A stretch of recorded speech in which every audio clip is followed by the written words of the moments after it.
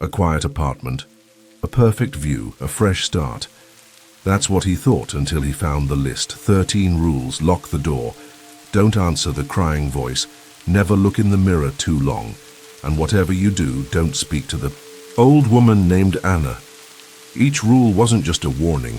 It was a line between survival and disappearance. This isn't just a haunted apartment. It's a contract. And now, it wants something in return. I didn't just lose a girlfriend. I lost a whole version of my life. One argument too many, one silent dinner too long, and the thin threads that held us together finally snapped. She said she wanted space.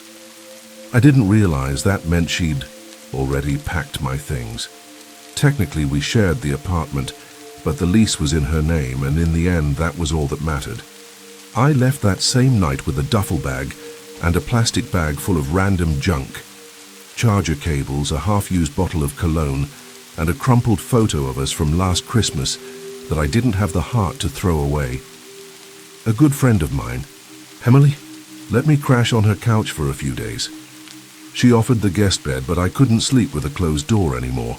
Too many nights of pacing back and forth between walls that knew our fights too well. I tried to act okay, make jokes, cook dinner to earn my keep. But inside I was unraveling. There's something uniquely hollow about being the one who has to leave. It's like your life is suddenly a hallway of locked doors, and you're the only one without a key. I spent hours scrolling through rental apps, trying to find something, anything, that didn't reek of other people's misery. But most listings were either overpriced closet-sized cubes or looked like they hadn't been updated since the 70s. Some places didn't even have windows, and the ones that did have decent views had waiting lists so long I would have aged a decade before hearing back. Eventually, my search brought me to a listing that looked too good. A 3-room apartment on the outskirts of the city, 4th floor, view of the woods, hardwood floors, and, get this, rent that was nearly half of what I'd been paying with my ex. I refreshed the page 3 times thinking it was a glitch. The contact info led to a company called Eblum Residential Holdings, never heard of them. No reviews, just a basic website with a contact us form and a single photo of the apartment complex. Grey concrete, square balconies, sterile landscaping, and what looked like woods pressing right up to the back of the building. Still, I was desperate. I filled out the application and hit send. 10 minutes later, I got a reply. Congratulations, application accepted. Lease ready for digital signature. I should have stopped right there. I should have noticed how wrong it felt, how fast it all happened, how quiet my phone was afterward. Like even the spam calls were afraid. But I signed the lease that night, sitting on Emily's couch with the TV murmuring in the background and a warm beer in my hand. I felt a strange kind of peace, like maybe, just maybe, I was turning a corner. I had no idea the corner turned straight into hell. The drive out to the apartment complex took just over 30 minutes. It was a grey Tuesday. Morning, the kind where the sky looks like it's still deciding whether to rain or just hang there, heavy and sour. My phone's GPS led me through parts of the city I'd never bothered to explore. Abandoned industrial parks, nameless intersections, a half-collapsed billboard that just said, "Stay." Eventually, I reached the outskirts, where the road narrowed and trees leaned in like they were eavesdropping. That's where I found it. The building stood at the end of a cul-de-sac, like something forgotten. 4 stories high, washed-out concrete exterior, rows of identical balconies with cheap iron railings. No cars in the lot except a single dark sedan parked near the entrance. The whole place gave off a strange feeling. Not run down exactly, but stalled, like time didn't move here. I walked up to the front door. No manager's office, no buzzer system, just a nondescript black keypad next to the entrance. As I pulled out my phone to double-check the address, it buzzed with a notification. Welcome to your new home. Your digital lease has been processed. A hard copy is waiting in your unit. 4B. Your code 1997R. No signature, no contact name. Just that. The elevator creaked as I stepped inside, its interior lit by a single flickering bulb. There was no music, no mirror, just that oppressive silence and a faint smell of metal and dust. I pressed 4 and tried to calm the unease rising in my chest. The hallway on the 4th floor was dimmer than it should have been. Natural light filtered in through dusty windows at each end, but the overheads were off, as if someone hadn't replaced the bulbs in years. My footsteps echoed too loudly on the tile floor. I reached 4B, a door identical to the rest, brown wood brass knob, an outdated peephole. I unlocked it with the code. The click was sharp and final. Inside, the apartment was eerily clean, not just empty, but untouched. No scuff marks, no leftover furniture, no signs of prior life. It was almost surgical. 3 rooms, a small kitchen to the left, a living room straight ahead with large windows overlooking the tree line, and 2 side rooms I assumed were the bedroom and a home office. There was a faint scent in the air, pine cleaner and something else, something old and earthy like wet soil after a storm. On the kitchen counter was a plain white envelope with my name printed in block letters. Inside, the printed lease already signed by the landlord. Below it, a second sheet, rules for tenants of Eblum apartment complex. That's when the first real chill hit me, not from the cold, but from the words. The formatting was odd. No headers, no company logo, just a list of rules printed in bold black ink. I hadn't even unpacked, but something inside me told me I had already moved in, whether I wanted to or not. The paper was smooth, thick, heavier than normal printer stock. Not glossy, but deliberate. I unfolded it slowly, half expecting it to be some innocuous list of community do's and don'ts. Don't smoke indoors. Take your trash out on Thursdays. Report maintenance issues through some online portal. But as my eyes moved line by line, a slow, nauseating dread began to sink into my gut like spoiled food. These weren't rules for tenants. These were survival instructions. Rule 1. Regardless of whether you are home or away, your door must always be locked. You do not want to have unwanted guests in your apartment. Should you forget to lock the door after leaving, do not enter your apartment upon returning. Call our support line immediately for instructions. I paused. Unwanted guests. Not burglars, guests. The wording was intentional, passive and ominous. Like whatever might get in wouldn't force its way, but wait politely until you made a mistake. Rule 2. It is not forbidden, but highly discouraged, to leave the apartment between 11 p.m. and 5 a.m. Certain entities roam the building at night and do not take kindly to intrusions. This only applies to those exiting their unit, not returning to it. Entities, not people. The word sat on the page like rot. My eyes scanned ahead, and for a brief moment I thought this had to be a prank. Maybe one of those viral marketing stunts, or ARGs that weird internet people play along with. But there was no irony in the way the words were written. It was bone dry, like legal text laced with fear. Rule 3. If you must leave between 11 p.m. and 5 a.m., carry with you a flashlight with fresh batteries, along with a bag of salt and holy water. The flashlight will repel shadow-based entities. If you hear footsteps behind you and no one is visible, then form a salt circle and remain inside it until the sound stops. As for the holy water, it is to be used on any person you encounter. If they react violently, flee to your apartment and lock the door. However, if they do not react, it is safe to proceed. I blinked slowly, rereading the final line. If they do not react, it is safe to proceed. So, spraying someone with holy water was now a test, like checking IDs at a nightclub but for possession. Glanced around the empty apartment. The place was so still, I hadn't even put anything down yet, hadn't opened a cupboard, hadn't pulled the blinds, but I already felt like I was being watched. Rule 4. The basement is strictly off limits from 11 p.m. to 5 a.m. If you ignore this rule, we cannot guarantee your return. I noted the phrasing again. We cannot guarantee. Not, you may be, at risk. Just a flat corporate-style disclaimer of responsibility for your death. Rule 5. If you are in the basement at any time and hear growling behind you, do not run.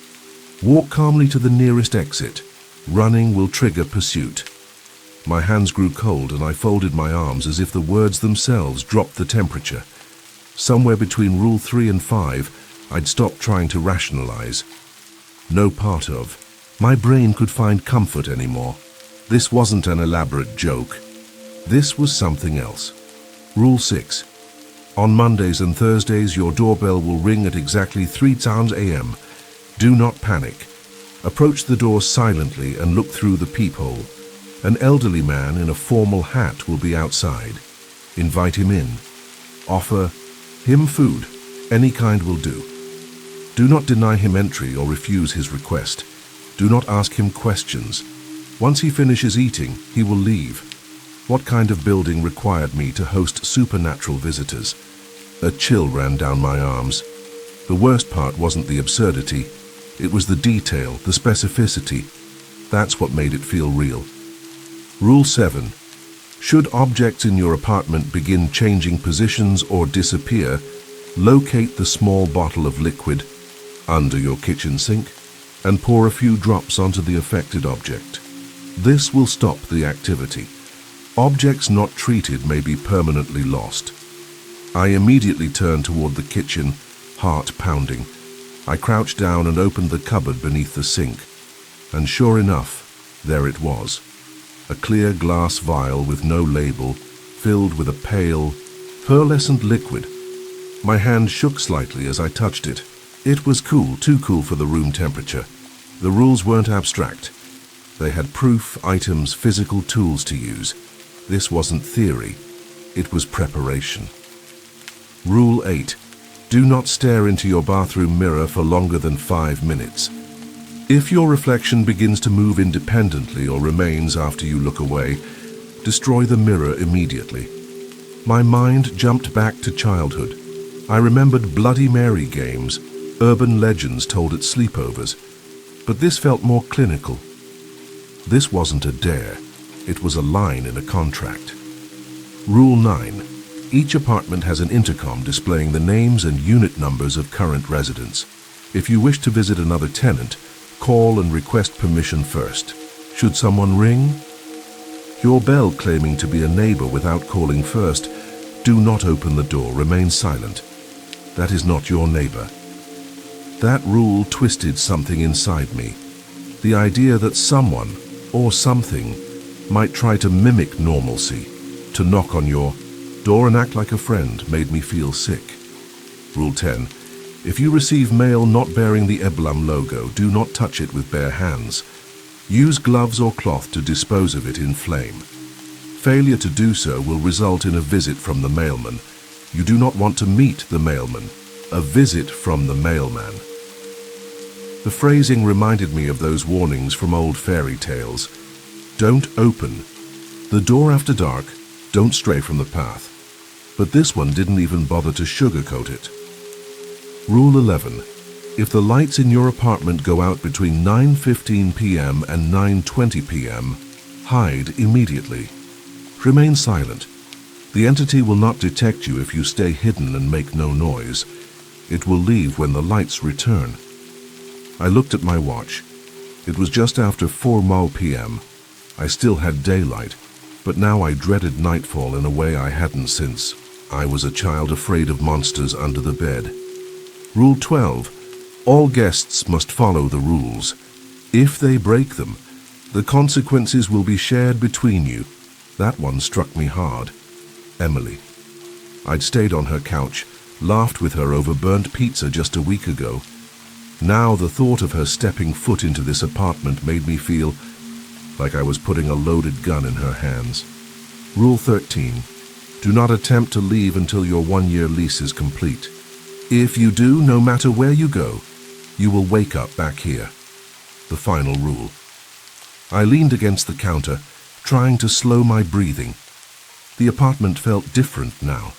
No longer a blank space, but a trap. A place full of shadows I hadn't noticed before.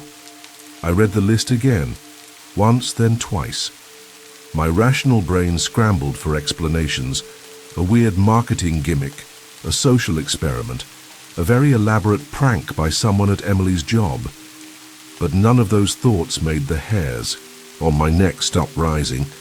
None of them explained the icy chill still lingering in my fingertips or the pressure growing in the pit of my stomach. Somewhere deep inside me, in a place no logic could reach, I already knew.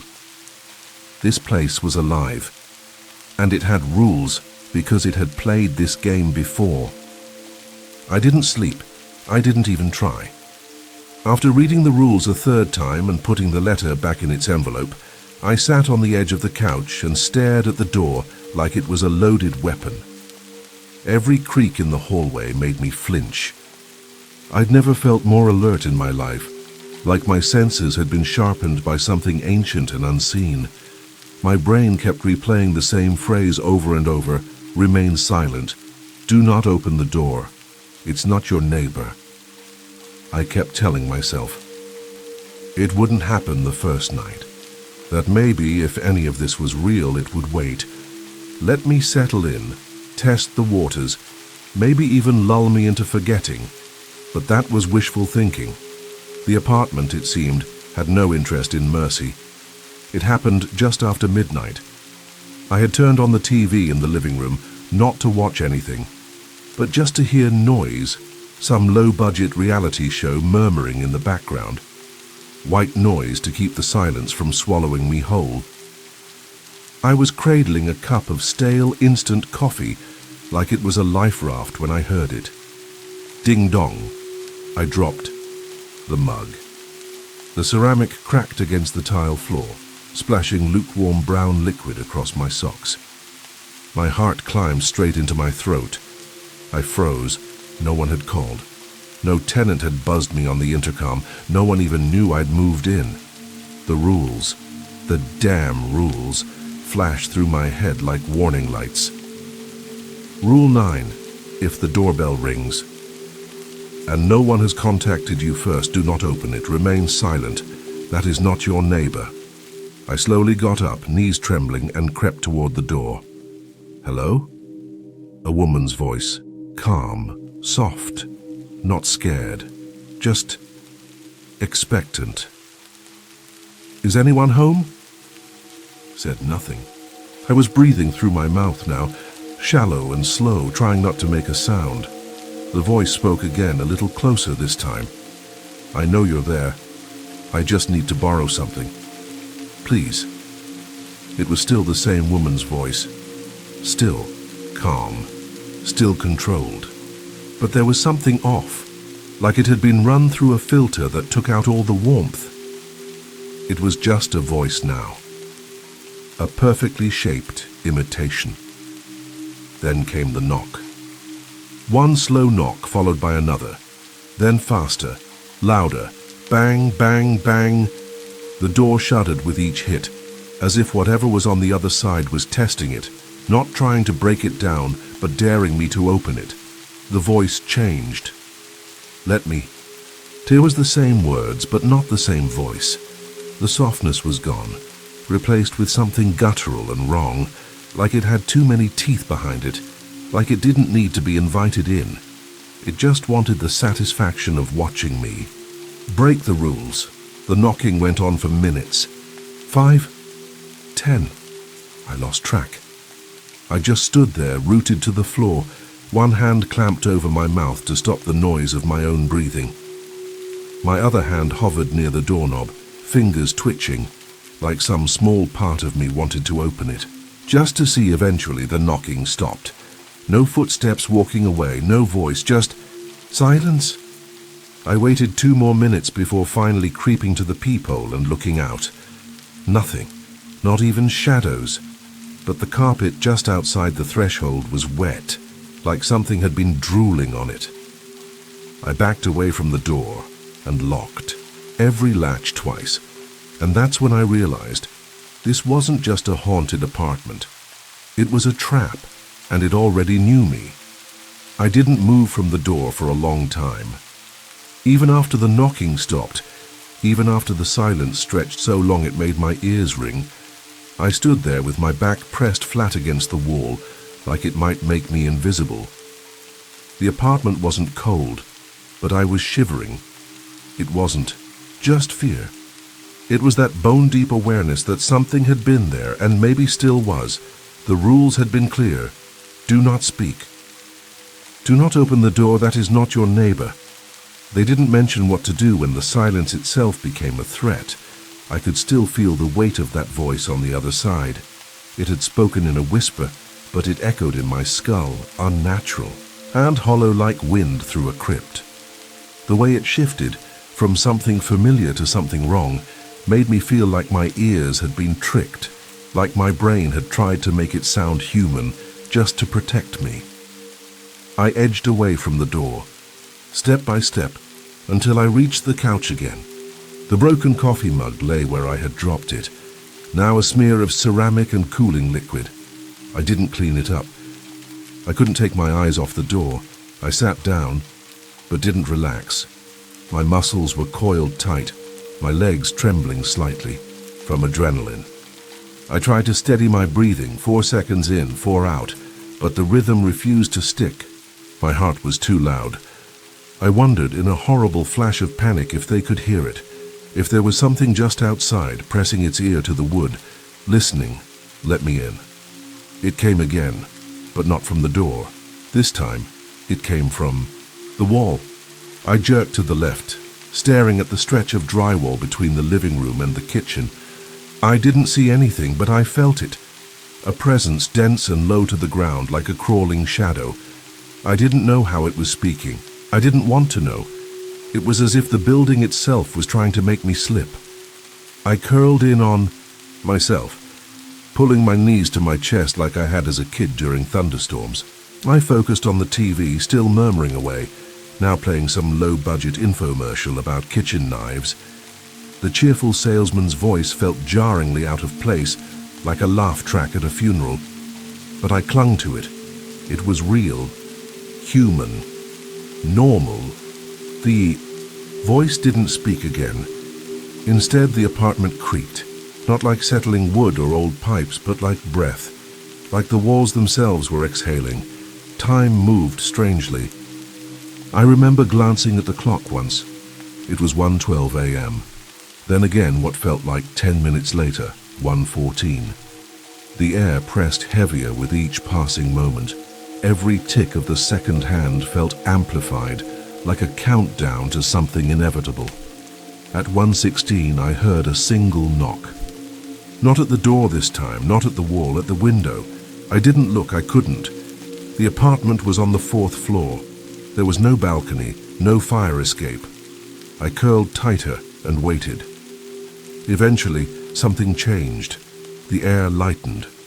The oppressive stillness started to lift, like a weight sliding off my chest. I risked a glance at the clock. 2:07 a.m. The hour of danger was passing. I didn't sleep. I didn't move. I just waited for the sun. I spent most of the next day pretending I wasn't losing my mind. I went through the motions, took a shower with the door open, cooked eggs I didn't eat, and sat at the kitchen table staring at my phone screen as if any message, any alert from the outside world could anchor me back to reality. But the silence stayed thick like a fog that clung to the corners of the apartment, no matter how loudly I played music or how wide I opened the windows. The sun set fast out here. By the time 8:45 p.m. rolled around, the woods behind the building had already melted into a wall of black. The tree line pressed against the horizon like a rising tide. I caught myself glancing at the digital clock on the microwave every few minutes, watching the minutes tick by with a growing sense of dread. 10 p.m. I moved through the apartment with purpose. Not fast, but deliberate. I closed every blind, double-checked the lock on the front door, cleared a space inside the bedroom closet, moving boxes and old hangers aside to make room for myself. I laid a pillow and a hoodie inside. Then I turned, off the lights in the bathroom, and checked the overhead bulb in the living room, just in case the power flickered instead of cutting completely. The rules had said it would happen between 9:15 and 9:20. No further explanation. Just hide. As if the lights going out weren't an electrical issue, but a sign that something else was coming. 13 p.m. I stood in the hallway, lights still on, hands shaking slightly. My phone was at 57%. I debated bringing it with me, but the idea of it, lighting up unexpectedly while I was hiding, of the screen illuminating my face for something else to see, made me slide it into a kitchen drawer instead. PM. I crouched outside the bedroom closet, listening to the low hum of the refrigerator, the occasional creak of the floorboards settling. There was no wind outside, no passing cars, no voices, just stillness. Then, at exactly 9:15:02 p.m., the lights snapped off, all at once. No flicker, no warning. Just darkness.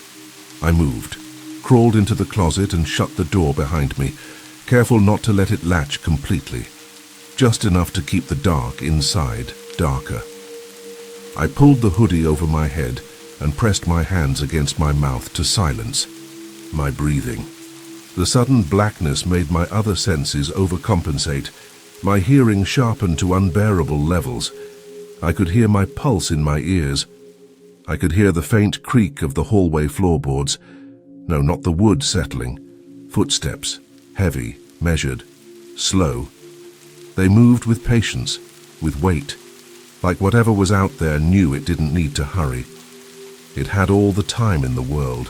The closet grew colder. Not just physically, I could feel it. The temperature of the air shifted, turned dense and metallic. I thought I heard breathing outside the closet door. Not human breathing, something deeper.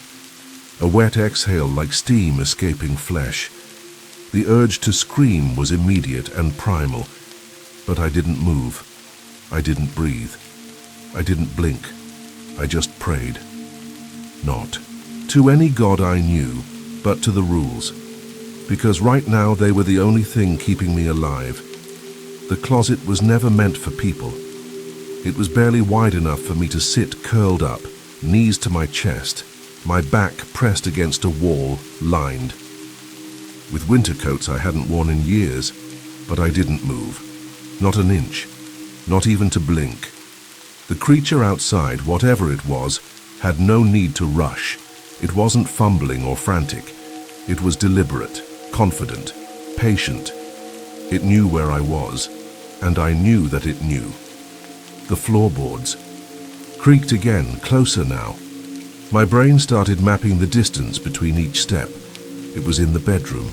Then it was at the closet door. Then it stopped. It didn't knock, didn't growl, didn't test the door like the thing from the hallway had. Instead it breathed. A low, steady exhale that sounded thick and wet, like something was pressing blood through a collapsed lung. It went on for seconds, then stopped, then again. In, out, slow, like it was enjoying itself.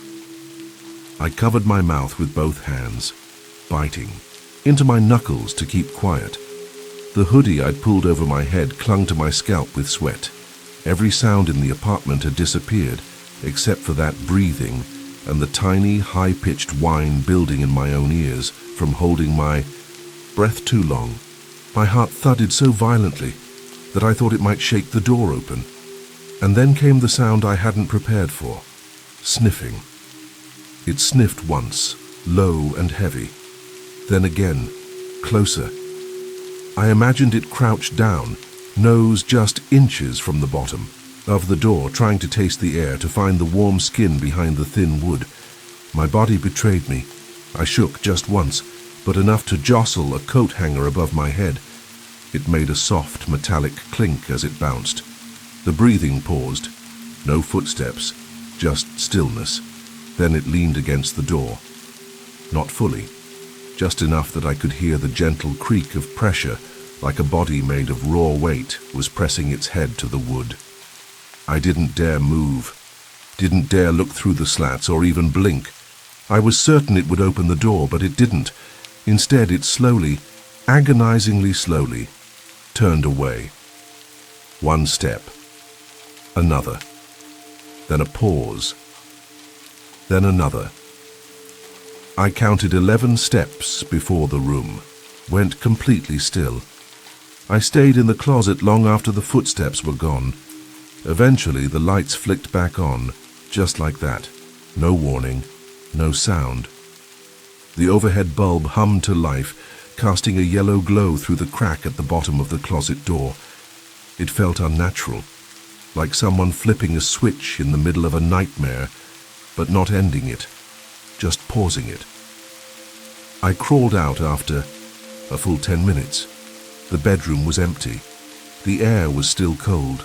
The door was untouched, but the dust on the floor in front of the closet had been disturbed, like something had crouched there and waited.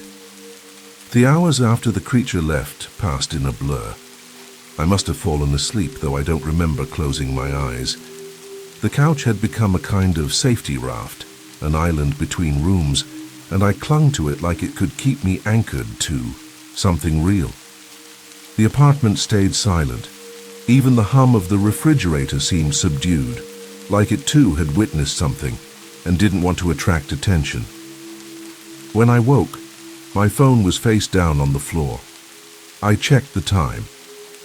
57. As my stomach twisted, a cold sweat broke across the back of my neck. I didn't need the rules to remind me what that meant. Rule 6. On Mondays and Thursdays, your doorbell will ring at exactly 3 a.m. An old man in a formal hat will be standing outside. Invite him in. Offer him food. Do not refuse him. I sat frozen. For a moment, caught between panic and disbelief. What would happen if I ignored him? What if I just stayed in bed and let him knock? But something in me already knew that was the kind of rule you didn't test. I stood slowly, legs stiff, and crept toward the kitchen. I had no food prepared. My hands trembled as I grabbed the leftover chicken and rice from the fridge, tossed it onto a plate, and microwaved it. The seconds counted down louder than they should have, each beeped like a hammer in my ears. 59 a.m. The door looked different now. It wasn't just a barrier, it was a ritual threshold. It wasn't about safety anymore. It was about obligation. Ding-dong, exactly 3 a.m. I jolted like someone had punched me in the chest. For a moment I couldn't move. Then I forced myself forward and looked through the peephole. He was there, the Hal. Old man. He wore a sharp black tuxedo and a deep purple tie with a long coat draped neatly over his shoulders. His hat was a wide-brimmed thing, charcoal grey with a narrow black band. He stood perfectly still, hands folded in front of him. His face was pale, almost porcelain, with a smooth, ageless texture, as if he'd been carved from something long, dead. His eyes were the only thing that moved. They flicked up, straight into the peephole. He knew I was there. "May I come in?" he asked softly. The words perfectly articulated, polished like silverware. I hesitated. Every instinct screamed no, but my mouth said, "Yes, of course, sir." I opened the door. He stepped inside without hesitation. As he crossed the threshold, the temperature in the room dropped a full 10 degrees. He removed his hat and placed it carefully on the entryway shelf before walking to the dining table and sitting without being asked. The silence stretched. His eyes followed me as I carried the plate to him, setting it down with shaking hands. He didn't thank me at first. He just stared. And then, with deliberate precision, he began to eat. The sound was soft. No chewing, no breathing. Just the metal click of fork against plate. I stood to the side, hands at my sides, unable to look away. It felt like I was being judged, not for the food, but for me. Every part of me. When he finished, he set the fork down, stood up, and walked toward the door. "Thank you for your kindness," he said, and as he picked up his hat, he didn't open the door. He passed through it. No sound, no movement, just gone. I was left standing in a freezing room, wondering if I had just entertained a ghost, a demon, or something older than both. I didn't move for several minutes after he vanished. My legs were locked in place, my arms limp at my sides, the plate still sitting on the table with traces of rice and grease congealing in the silence. The air hadn't warmed. It still felt like something was holding the apartment in its breath, like the gentleman might still be there, just invisible now, lingering to watch how I'd react. I didn't dare say a word aloud. Every instinct in my body told me the ritual wasn't quite over. I eventually backed into the kitchen and leaned on the counter for support. The microwave clock read 3:09 a.m., but it felt like hours had passed. I replayed every detail in my head. His entrance, his eyes, the way he stared at me the entire time I prepared his plate. He hadn't blinked once, not while I spoke, not while I served, not even while he chewed. And yet, there had been no malice in him.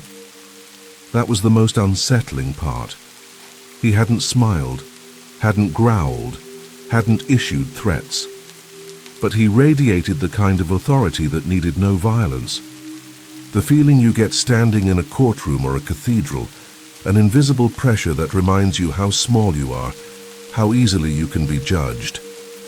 The food was still warm where he had sat, the chair slightly pushed back as if he had excused himself politely. Everything about him followed etiquette, like he existed by rules even he had to follow. That thought stuck with me. He was bound by something too, and that made it worse. I rinsed the plate with shaking hands. Didn't put it in the dishwasher. I didn't want the sound to disturb anything. My eyes kept drifting to the front door, half expecting to see him step back through it again. But he didn't, and the apartment stayed quiet. Eventually, I collapsed. Onto the couch, still fully clothed, my heart still pounding. I didn't sleep.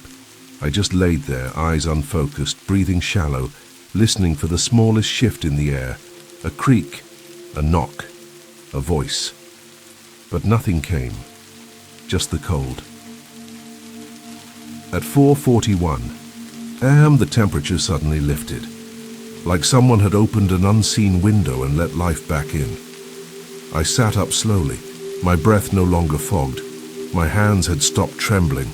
Whatever presence had been here, him or something else, was gone. Still, I didn't feel safe. I felt marked, as if by serving him I had become part of the system, like I had agreed to something just by surviving the ritual. There was no blood oath, no signature, but it didn't matter. Participation was its own contract, and the rules hadn't warned me how normal it would all feel. How human. I spent the rest of the morning checking every room in the apartment 3 times. I opened the fridge, the stove, the closets. Nothing moved, nothing changed. But the rules were clearer now. They weren't suggestions, they were truths. Fixed laws in a building that didn't exist in the same reality as the city around it. When the sun finally rose, I looked out over the woods and tried to imagine how many others had stood where I was now, wondering how far this rabbit hole went, wondering if they'd ever come out the other side. I had followed the rules, but that didn't make me safe, it made me compliant. And compliance in this place was just the first step. The next 2 days passed like I was living in borrowed time. Nothing happened. No knocks at night, no power outages, no voices from behind the walls. I followed every rule down to the letter. I locked the door whenever I so much as stepped into the hallway to toss out trash. I carried my salt, flashlight, and holy water like a nervous pilgrim preparing for a cursed journey, even when I had no intention of leaving. I even started talking to the apartment under my breath. "Good morning," I whispered once as I walked into the kitchen. Maybe it was a defense mechanism. Maybe I thought that if I treated the place like it had a soul, it would be less inclined to devour mine. It wasn't until the morning of the third day that the rules tested me again. I came home from a quick supply run, extra bottled water, a new set of deadbolts I'd never end up installing, and there it was. A letter, right in the middle of my doormat. A simple white envelope, resting on the floor like it had been placed there with care. At first I didn't think much of it, just junk mail. But as I reached down to grab it, something in the back of my mind started screaming, Rule 10. If you receive mail that is not addressed by the company, Eblum, do not touch it with your hands. Use a glove or something else to pick it up and immediately burn it. Failure to do so will result in a visit from the mailman. I froze mid-reach. The envelope was unmarked. No return address, no Eblum logo. My fingers hovered inches above it, and in that moment it felt radioactive. I stood there, bent over in silence, heart hammering against my ribs. Then I backed away slowly, keeping my eyes on it, like it might scurry into a vent. I grabbed an old pair of kitchen gloves, thick yellow, rubber and a metal salad tong from a drawer. It was all so absurd I almost laughed, but I didn't. I couldn't. The humor didn't survive past the memory of what the rule had said. You do not want to meet the mailman. With the gloves on and tongs in hand, I picked up the letter. It was heavier than it looked, as if the paper inside carried more than just ink. I placed it on a dinner plate and carried it out to the small concrete balcony. The night before had left a light dusting of ash from someone's cigarette drifting across the railing, like the ghosts of warnings past. I took out my lighter and flicked it to life. As soon as the flame touched the envelope, the letter screamed. Not. Like a whimper, not like paper crinkling under heat. It screamed like a living thing being burned alive. A wet, high-pitched wail that forced me to drop the plate, cover my ears and stumble back into the apartment. It lasted 5 seconds. Then the sound cut off like a radio signal interrupted mid-broadcast. I rushed back outside. The envelope was gone. Nothing left but charred flecks of ash swirling lazily in the breeze. The scream still rang in my head. I didn't sleep that night. I sat on the couch with the salt bag in my lap and the flashlight pointed at the front door. I stared at it for hours, waiting, because the letter had been a warning, and Rule 10 had been a test. I'd passed it, but barely. And I knew deep down the mailman had already started walking. The next morning, I wanted nothing more than to cling to something normal, something stupid and mundane. So I decided to cook breakfast. It felt like defiance in the most pitiful way. Eggs and toast, maybe bacon, if I could pretend I still had an appetite. I opened the cabinet above the stove, expecting to find my one decent non-stick frying pan. It wasn't there. I checked the lower cupboard, then the dish rack, then the oven, then the refrigerator, even though I knew how ridiculous that was. Nothing. The pan had vanished. A chill crept into my bones, not cold exactly, but recognition. A connection snapped into place like a trap closing. Rule 7.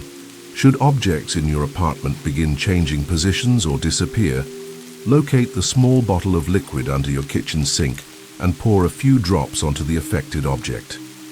This will stop the activity. Objects not treated may be permanently lost. I dropped to my knees and yanked open the cabinet under the sink. The bottle was still there, nestled behind a box of garbage bags. It didn't look special, just an unmarked glass vial filled with an opalescent liquid like melted pearl. I unscrewed the cap carefully, avoiding the scent, which was faint but sweet, like lavender laced with iron. Then I began searching the apartment room by room. I found the frying pan in the bedroom, on the bed. No scorch marks, no scratches. It was just there, as if someone or something had carefully set it down on the comforter for me to discover. I didn't wait. I poured 3 small drops of the liquid directly onto the pan's handle. It hissed softly on contact, like water on a hot skillet, and a faint shimmer rose from the metal before fading into the air. Nothing else happened. I stood there staring at the pan for a full minute, heart pounding in my ears. Was that it? Had I done it correctly? I didn't know. But I knew better than to question results. The frying pan was back, and if I'd ignored the rule, it might have never returned, or worse, something else might have taken its place. After the frying pan incident, I needed to feel clean. Not just physically, but spiritually, emotionally, like washing away the grime of something I couldn't see but felt on my skin. I told myself a hot shower would help, just 10 minutes under scalding water. I needed normalcy, and for once, I dared to believe I could steal it. I undressed slowly, checking the bathroom mirror without really looking at it, then stepped into the tub and pulled the curtain closed. The water hissed to life, fogging up the small bathroom almost immediately. I leaned into the stream, letting it wash over my face, my back, my chest. It was the first time in days I felt remotely human. That's when the lights went out, all at once. No flicker, no warning. Just instant suffocating darkness. My heart leapt into my throat. Rule 11. If the lights go out between 9:15 p.m. and 9:20 p.m., hide immediately. Remain silent. Do not worry. The creature will not find you if you stay hidden. I ripped the curtain aside, slipped on the wet tile, and scrambled out of the tub, dripping and blind. I hadn't checked the time. I hadn't thought to. I didn't know if it was 9:10 or 9:19, and in this place seconds mattered. I stumbled out into the hallway, still naked, and reached for the door, but it was unlocked. My stomach dropped. I'd forgotten to lock it after coming back from the store. 2 rules broken. One night. Something moved in the living room, heavy, rhythmic, breathing. Not quite footsteps, more like the shifting of mass across the floor. I backed into the bathroom, breath caught in my throat, and pulled the curtain shut again. This time, not to hide, but to conceal whatever might be coming. The creature moved closer. I could hear it sniffing, low and wet, mucus in its throat. My teeth chattered despite the heat radiating from the still running water. I dared not move. Then it stopped, and everything went still. When the lights flicked back on, I exhaled without, realizing I'd been holding my breath. The creature was gone, but when I looked at the clock on the microwave in the kitchen, it read 11:02 p.m. I'd only entered the shower at 9:15. Nearly 2 hours were missing, and the water was still hot. After the shower incident, I stopped pretending I had control.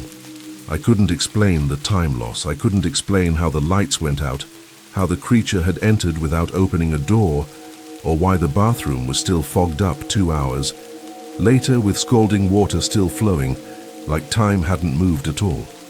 Every piece of my understanding about reality cracked under the weight of that moment.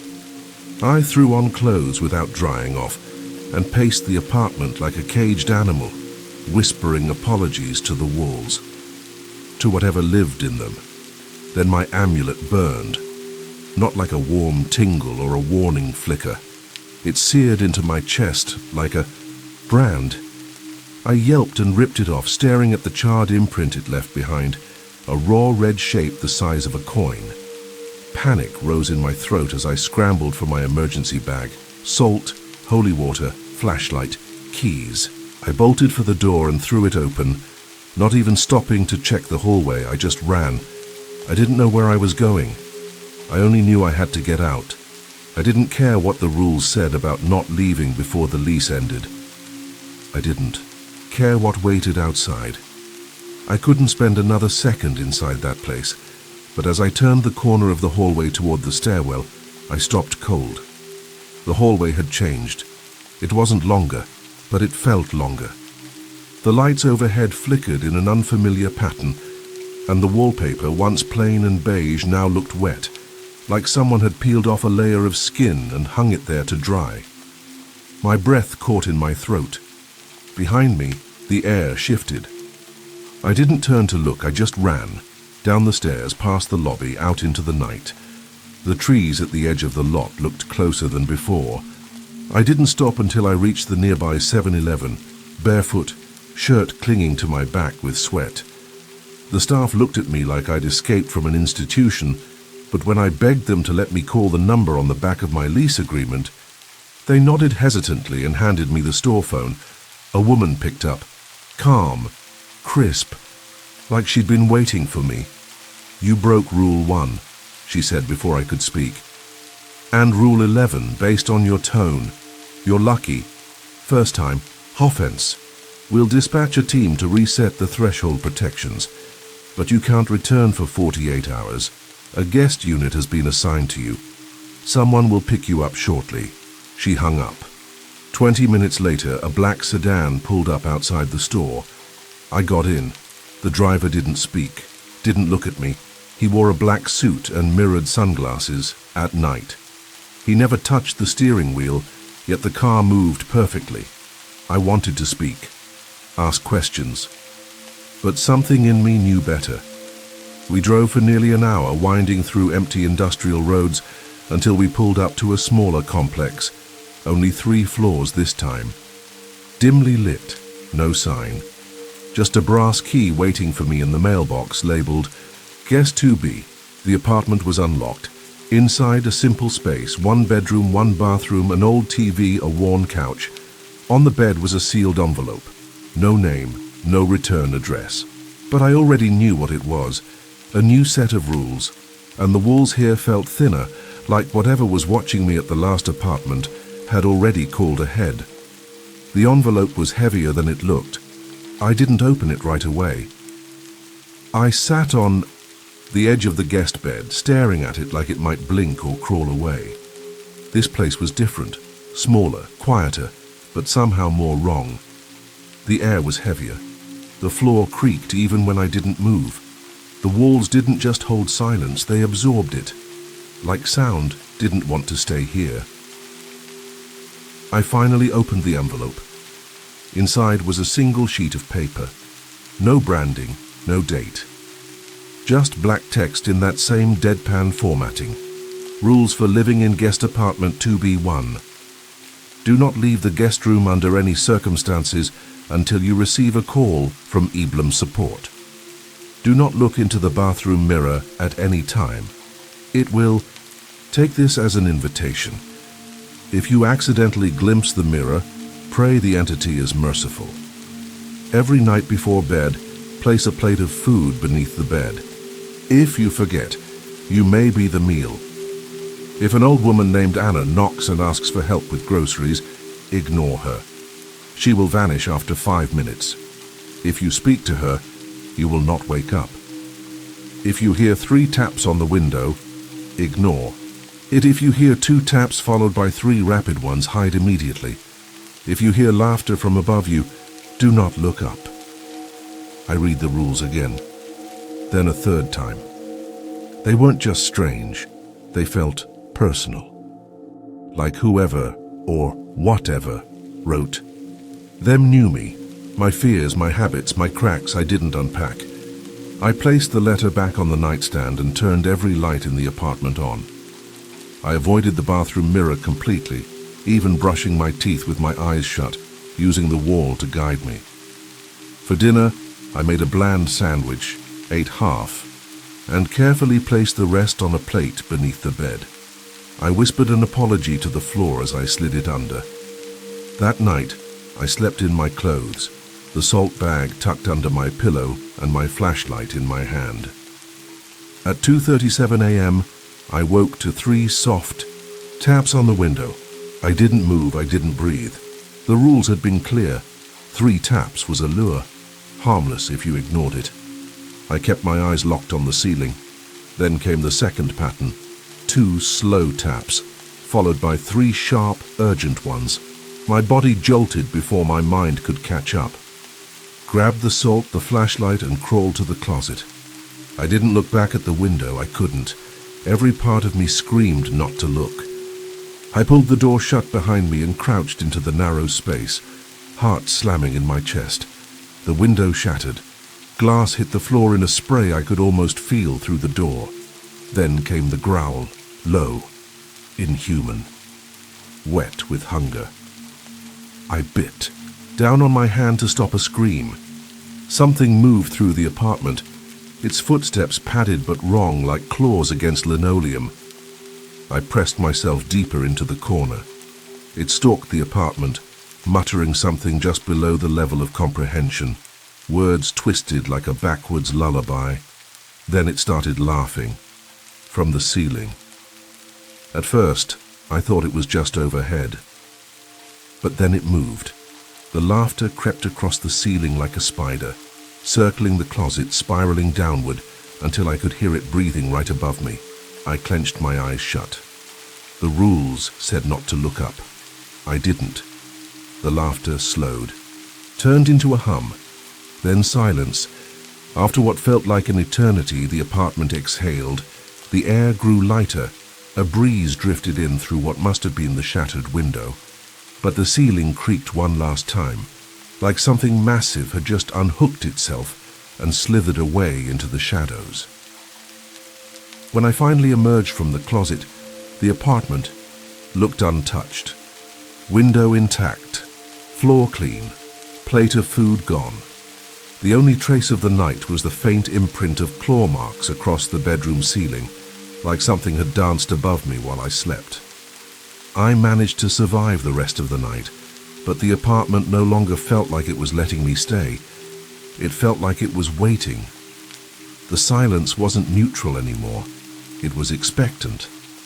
I moved through the space like a trespasser, careful, not to brush against the walls or step too hard on the creaky tiles. My skin felt constantly prickled, as though something just beneath the surface of the wallpaper was listening. I kept every light on, slept in short, haunted intervals, didn't speak aloud, and I never looked at the mirror. At first it was easy. The bathroom light stayed off, the mirror covered with a bath towel I had duct taped to the wall.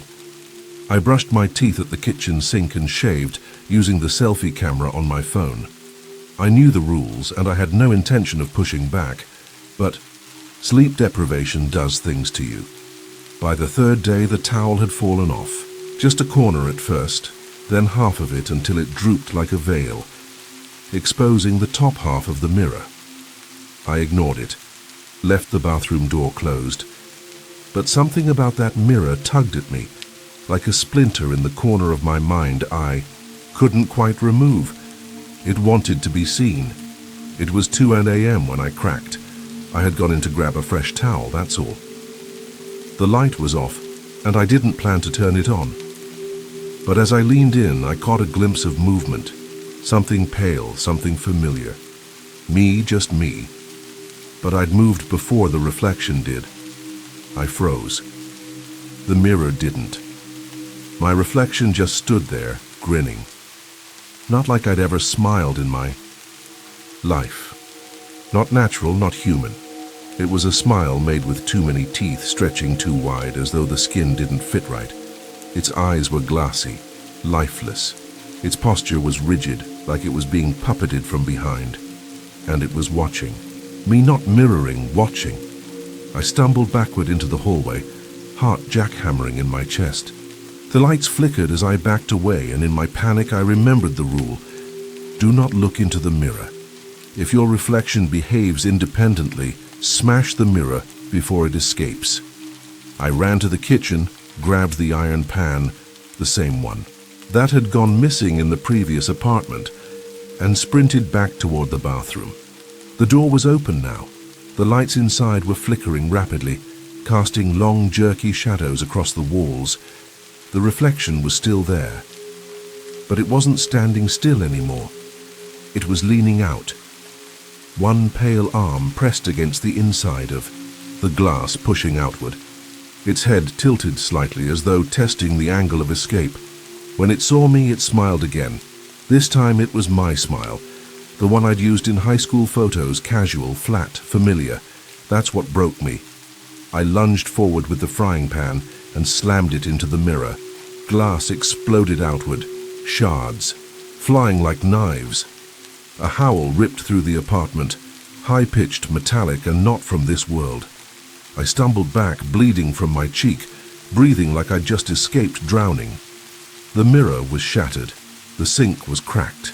The light overhead buzzed and died. I stood there, panting in the dark, waiting for something to grab me, but nothing did.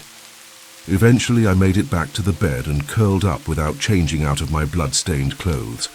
I lay there for hours, staring at the ceiling, too exhausted to move, too afraid to blink. At 6 a.m., a noise woke me. The sound of footsteps, not inside the apartment, but just above it. Soft, steady pacing, like something that had found a new mirror to climb into and was now looking for another way out. By the next night, I'd stopped thinking of the rules as warnings. They weren't laws to avoid, they were weapons. Maps. The only way to survive in this place was to stop running and start learning. Every rule was a code, every consequence a clue. And somewhere beneath the terror and sleeplessness and creeping madness, a part of me had begun to think like the building. It had tested me. I'd passed. Now I was ready to push back. It started when I called my friend, Emily, the same person who'd taken me in after the breakup. I hadn't spoken to her since moving out. I hadn't wanted to drag anyone else into this, but I couldn't do it alone anymore. I needed an anchor, someone who could remind me I was still human. She picked up on the second ring. "John?" Her voice cracked with disbelief. "Where the hell have you been?" I told her everything. Not the watered-down version. The truth. The rules. The mirror. The thing in the ceiling. She didn't laugh. She didn't hang up. She just said, "Where are you?" And 20 minutes later, she was at the front door of the guest apartment, looking concerned and sleep-deprived, holding a thermos and wearing the same hoodie she'd loaned me weeks ago. I almost cried when I saw her. But joy turned to dread the second the doorknob rattled. Rule 5. If an old woman named Anna knocks and asks for help with groceries, do not respond. The knock was delicate. "Hello, dears," a voice croaked from behind the door. "Can't you help me carry these bags?" Emily looked at me, confused. "Do you know her?" I grabbed her wrist. "Don't speak," I hissed. "Don't move." The voice changed immediately. "Let me in," it said, low, guttural, layered, with something inhuman. My amulet, worn for protection, began to burn through my shirt. I had to rip it off and toss it across the room. For 5 full minutes the knocking continued. Then silence. Emily stared at me in disbelief. "Is this for real?" she whispered. I nodded. "You have to follow the rules, no matter how stupid they seem." She was still pale, still shaking, but she stayed. We barricaded the door, turned every light on, and curled up on the couch together like kids hiding from a storm. But that's when the ceiling began to creak. The laughter returned, and this time it wasn't alone. A second voice joined it, mine, not just a copy, me. My inflections, my rhythms, my voice whispering cruel, broken things through the walls. My reflection hadn't died with the mirror. It had gotten out, and it wanted back in. "We have to trap them," I said suddenly. The words didn't feel like mine. They came from somewhere deeper, instinct or madness, I couldn't tell. "We're going to use the rules against them." We gathered supplies, salt, flashlight, the remaining holy water. I remembered the rule about the basement from the first apartment. Rule 4. Do not enter the basement between 11 p.m. and 5 a.m. If you do, you may never return. But there was also Rule 5. If you're in the basement and hear growling, walk, don't. Run. I had always assumed the basement was off limits, but maybe it was a cage, a trap meant for whatever hunted us. Emily helped me force the elevator open with a screwdriver. We rode it to the basement, gripping each other in total silence. The doors slid open to reveal a corridor that looked more like a cave than a building's subfloor. Molded concrete, flickering lights, puddles of something black and thick. They followed us. I heard the laughter, the imitation footsteps. My other self was close. So was the ceiling creature. As soon as I saw them, Emily gasped and I shoved her behind me. We ran, but not away, toward the end of the hall. We burst into the boiler room and let them follow. They were fast. My reflection looked like me, but moved like a marionette with too many strings. The ceiling creature slithered along the walls, its red eyes glowing in the dark. I waited until both were inside. Then I slammed the door and locked it with the chain from outside. The screaming started instantly. Not human screaming, something ancient. The walls shook, the lights flickered, but I held the door closed with my whole body, as if it might burst open. Then, silence. They were gone. The hallway fell still. The temperature dropped. We had done. It used the rules like a lure, turned the trap into a weapon. We went back upstairs without speaking. My amulet, still warm in my pocket, no longer burned. The apartment no longer felt like it was breathing. That night, for the first time in what felt like years, I slept, but when I woke up there was a letter waiting at the door. I don't remember falling asleep. One moment I was in the guest apartment, wrapped in the kind of silence that feels almost safe, and the next, I was standing in a room so white it hurt to look at. No walls, no shadows, no ceiling, just light. Endless and blinding, but not warm. There was no sun here, no air, no sound. It was a place that shouldn't exist, a memory outside of time. I couldn't move. My legs were frozen, not by chains, but by something deeper, some command that my body instinctively obeyed. Something in this place didn't allow motion unless it wanted it. Then the chair appeared, a single red office chair about 10 feet in front of me, facing away. Modern, ordinary, the kind you'd find in a conference room. It shouldn't have been terrifying, but in that sterile, dimensionless void it was obscene. A man sat in it. I hadn't seen him enter. He was just there, as if he'd been waiting all along and I had only just now earned the right to perceive him. He turned the chair slowly, deliberately, revealing a tall figure in a tailored crimson suit. His face was striking, handsome even, but artificial in its symmetry, as if someone had designed it to be appealing and ended up somewhere uncanny. His skin was smooth and pale, his eyes dark but not empty. They were full of centuries of machinery, of fire and frost, John, he said, his voice as calm as a librarian whispering secrets between the shelves. You've done well. My throat closed, I couldn't speak. I am Apollon, he continued, standing with a grace that made gravity feel optional. I own this complex, and others like it.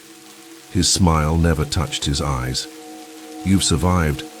Longer than most. You learned, you adapted, you showed initiative.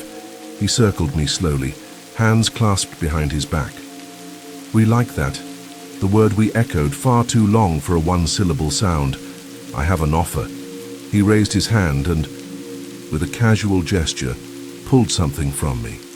A flash of heat at my chest, a crackle of burning metal. My amulet rose into the air and hovered between us. You won't need this anymore, he said, and closed his hand around it. It disintegrated. I wanted to scream, to run, to demand answers, but all I could do was listen. You took our rules and made them your own.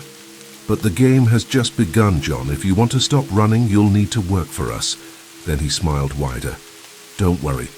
You'll know what to do. And with a snap of his fingers, I woke up, back in my original apartment, back where it all started. But everything was quiet, and I was alone. Or so I thought. When I came to, the apartment looked untouched, just as I had left it weeks ago. Same creaky floorboards, Same view of the woods. The only sign that anything had changed was the envelope waiting for me on the coffee table, placed so precisely it could have been measured by a machine.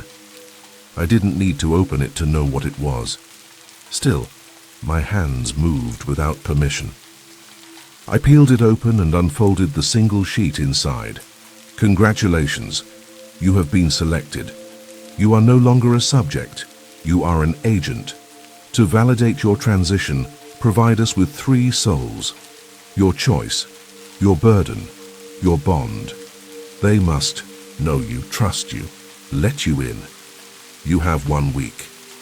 AI dropped the letter. My mouth had gone dry, my hands trembled. I wanted to believe this was a test, a final sick joke before I was allowed to go free, but something inside me already knew this was real. And the real price of survival had just been named.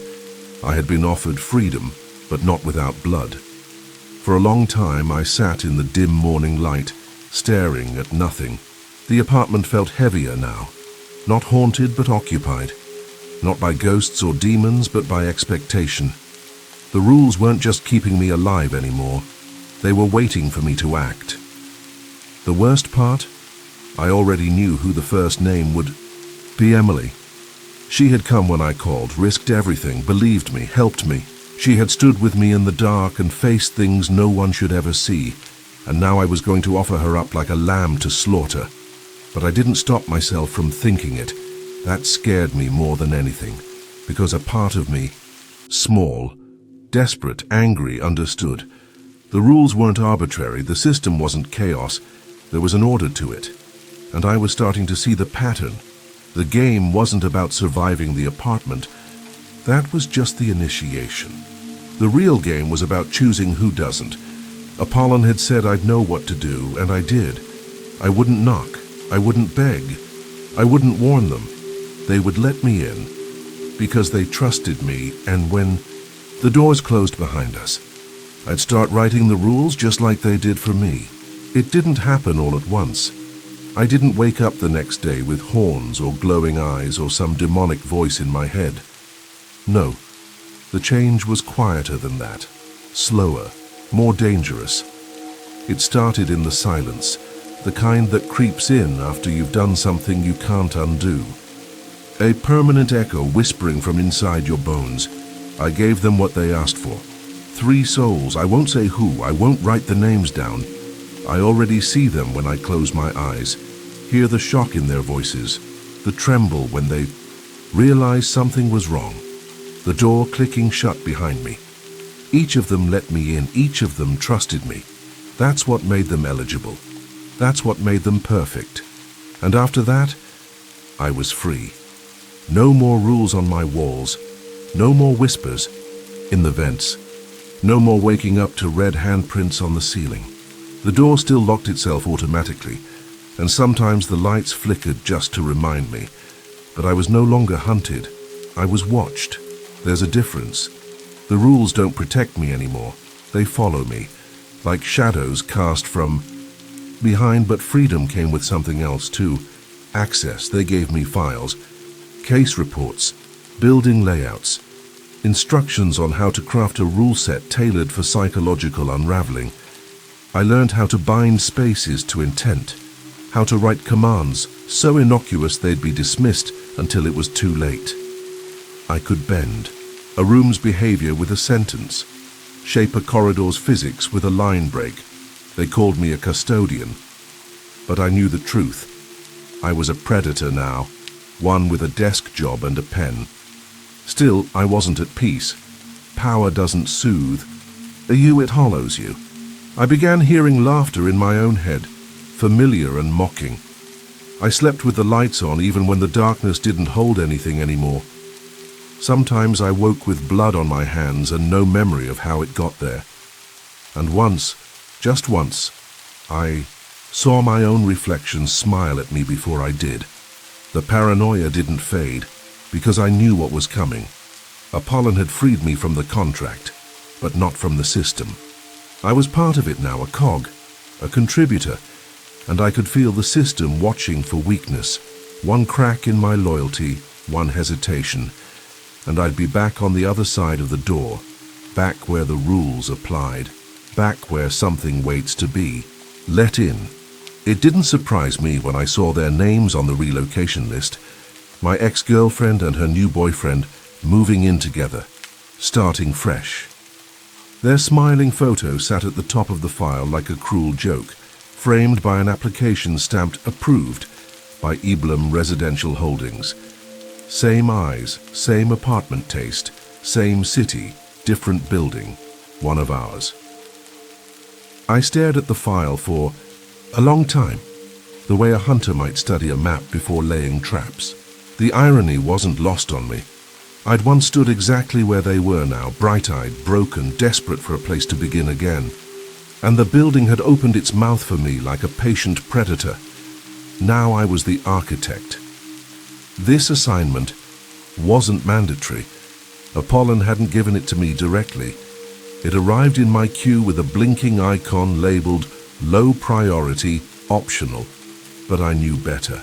There are no accidents in this system. And certainly no coincidences. I opened the rule template and began to type, "Welcome to your new home. To ensure your safety, please adhere to the following rules. Never answer the door if someone uses your name before knocking." The hallway mirror. Near the elevator reflects intent, not appearance. If your reflection smiles first, do not enter the elevator. At 3:17 a.m., you will hear one of you crying in the bedroom. Do not check. You're both asleep. The man in white with no eyes is not. Maintenance. Do not ask what he's fixing. On Tuesdays, leave the closet door open. On Thursdays, close it. Never forget which day it is. When you argue, and you will, whisper your apologies into the bathroom sink. The apartment forgives only if you do. The fridge sometimes hums in a low voice. Ignore what it says. It remembers too much. If one of you vanishes, do not go looking. The apartment doesn't lose things, only people. I stopped there, fingers hovering above the keyboard. They wouldn't understand these rules, not at first, but that was the point. The system wasn't designed to protect them. It was designed to watch how they fail. And maybe, somewhere, in the silent corners of that building, she would think of me. Wonder if this was all connected. If the strange things that started happening in their new home had anything to do with the boy she once threw out. The one who vanished, who never really said goodbye. I didn't hate her, not anymore. But I had become something else. Something far colder than hate. I hit send. Somewhere across the city, a printer came to life, and two people, blissfully unaware, began reading the rules that would slowly teach them what it meant to be watched. Just like I had learned. Just like I had written. Thank you for venturing into the darkness with us. If these stories sent chills down your spine, don't keep the fear to yourself. Leave a comment, smash that like button, and share this video with someone who dares to listen in the dark. We release terrifying true stories every week, so be sure to subscribe and turn on notifications so you never miss what's lurking in the shadows. This is High Scare Stories, where nightmares don't end when the video does. Until next time, stay safe and stay scared.